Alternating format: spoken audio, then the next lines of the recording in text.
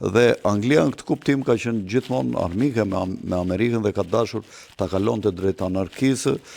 dhe drejt shkatrimit Amerikën, mirë po ardhja e Trumpit e shkëputi koalicionin djallëzor anglo-amerikan dhe çliroi Evropën nga thonjt e kabalës që thonjt ushtarak që ishin me qendër në Shtetet e Bashkuara, në Ushtrinë Amerikane, dhe Evropa më në fund u la e lirë është duke u larguar ushtria amerikane nga Evropa. E kush do të zhvët si shtet? Evropa është e pushtuar Gjermania dhe Italia prej 100 vjetësh, po tashi ka dy vektor të fuqishëm në lojë. Nga njëra anë janë antiglobalistët që janë Trumpi me Putinin, cilët duan të realizojnë një marrëveshje paqe në mënyrë të njëanshme me luftën që nuk e nisi Trumpi, po e nisën kabalistët e Bidenit dhe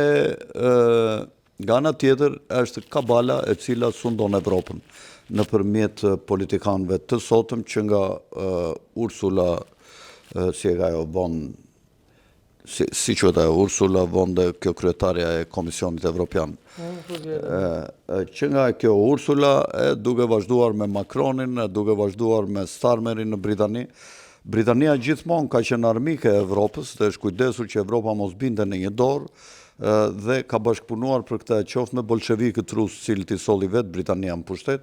qoftë edhe me Shtetet e Bashkuara. Britania ose kabala nuk ja fali Francës, e cila dha kontribut në krijimin e Shtetit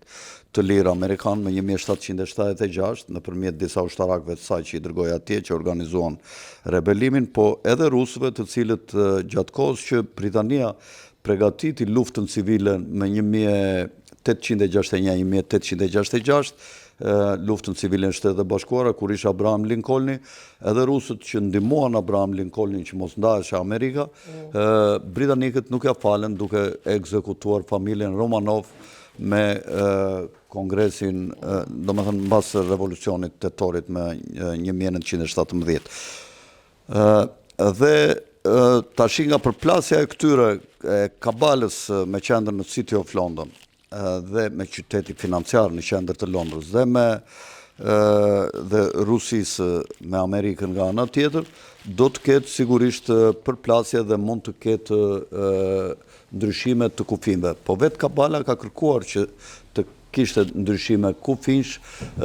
Kush prej tyre do të zhbësi si shtet ndaj shtet që më morë shembull? Këta globalistët kanë pasur në plan që në Ballkan të krijohej Arksigjeta Myslimane Ballkanike deri në vitin 2033. A do të ekzistojë për shembull Maqedonia si shtet sa ku? Po, për Maqedoninë ka patur disa skenar, një ka qenë që të ndahet në mes shqiptarëve dhe bullgarëve. Shteti Maqedonas ka pasur probleme për kudo kalonin qytete të tilla të rëndësishme si Shkupi dhe Ohri.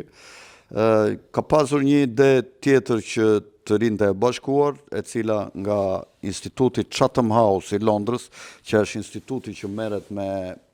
kolonitë ose me vendet e botës së dytë dhe të tretë,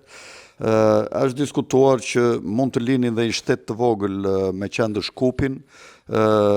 me qendër shumë të vogël, janë një pjesë që janë kryesisht ortodoks me origjinë shqiptare, që janë slavizuar nga gjuha për shkak të kishës, po që nuk e ndjejnë vetëm bullgar dhe për shkak të fesë nuk e ndjejnë mirë as me shqiptarët, dhe ata duan të krijojnë një identitet midis tyre dy identiteteve të mëdha, dhe është menduar dhe ky si opcion që të lihet dhe një shtet i vogël për këta ortodoksët shqiptar që janë slavizuar nga gjuha, siç e thash për shkak të kishës. Kurse varianti tjetër është që gjithë Maqedonia ty në atë që quhet Arksigjeta Myslimane Ballkanike, ky është opsioni më pak i mundshëm. Arksigjeta Myslimane Ballkanike ka formën e një gjysmarku të shigjetës dhe fillon nga Bosnia Myslimane, vjen në Sandžak. Sandžaku do shkëmbehet me Republika Srpskan dhe e cila do bashkohet me Serbinë. Serbia do gjendet një pretekst për të sulmuar dhe për të kantonizuar, për të bërë federat, ku një do jetë Vojvodina, një do jetë Nishi, një do jetë Beogradi, një do jetë Republika Srpska. Dhe ky ka qenë plani i kabalës për ta mbajtur Serbinë në thundrat e saj për shkak të orientimit pro-rus që kanë serbët dhe që kabalës kjo nuk i pëlqen. Të shohim tash se çfarë mund të ndodhë në Bosnjë. Kanë filluar konfliktet, Kabala ose NATO ja ka dërguar mbi 300 tanke këto ditë në Bosnjë, në pritje të ndonjë anarkie që mund të ndodhë, të cilën këta duan ta kontrollojnë, qofse do lejohet që Bosnja të ndahet dhe në moment Sandžaku do kërkojë pavarësinë për të bashkuar me Bosnjën Muslimane dhe me Kosovën. Por ekzistojnë disa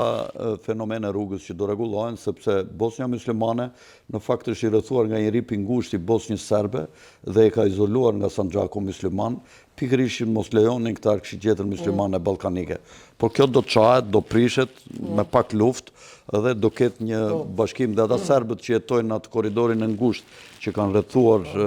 kanë rrethuar Bosnjë Muslimane do të prishet dhe nuk do t'i njetë Republika Srpskës për ta marrë me vete në bashkimin me Serbinë. Gjithë ai ripi i ngushtë do shkatrohet dhe do merret nga me ardhen me ardhen e Donald Trumpit në pushtet, po flitet që domethënë do të kemi edhe lirimin e ish-presidentit Hashim Thaçi. Por kjo është një paradoks në vete për arsye se ishte Trumpi në pushtet kur Hashim Thaçi u arrestua nga gjykata e Hagës. Mirë, Trumpi nuk kishte kontroll mbi gjykatën e Hagës, gjykatën e Hagës e kishte Kabala në kontroll dhe ishin të njëjtët gjyqtarë, Smithi që ka qenë kundër Thaçit, që ka pasur dhe kundër Trumpit, dhe Trumpi nuk mund të ndikonte dot mbi ta. Madje mund të them që Thaçi është dënuar pse pranovi të shkonte në shtator të 2019-s, pse pranoi dhe Kabala i ka thënë që ai nuk duhet shkojë që t'i jap Trumpit akses dhe një rritje të fuqisë në qoftë se ai do realizonte këtë marrëveshje paqe që ishte një pikë nxehtë e globit para opinionit publik 3 muaj para zgjedhjeve. Do ishte një kartë e fortë e Trumpit që do ta përdorte. Mirë, po këta jo më kot, atë ditë që ai u nis i shpallën atë urdhrin e kërkimin nga ajo Haga në Vjenë në mos gaboj, dhe në bisedime iku vetëm Abdullah Oti, kundër të cilit s'ka pasur ndonjë gjë dhe s'ka pasur ndonjë mjet si ta kërcënonin, sepse ata nuk kanë dashur që askush nga Kosova të shkonte në bisedime. Edhe Vučićin Kabala uren sepse e tradhtoi Kabalën duke shkuar në bisedime, sepse këtë gjëja ka kërkuar Putini, i cili ishte dakord që të bisedoheshe dhe të krijoheshe një marrëveshje paqe nëpërmjet shkëmbimit territor. Pa do të kemi lirimin e presidentit Hashim Thaçi me tani më që është i njëjti njeri që unë e ka akuzuar dhe Hashim Thaçin edhe Donald Trump që është Jack Smith? Kjo do të varet nga kontrolli mbi gjykatën ndërkombëtare të Hagës. Nëse Trumpi do të krijojë një shumicë atje me njerëzit e vet, do të arrijë të krijojë një shumicë, atëherë sigurisht që ai do kërkoj për shënderin e tij që të kërkoj lirimin e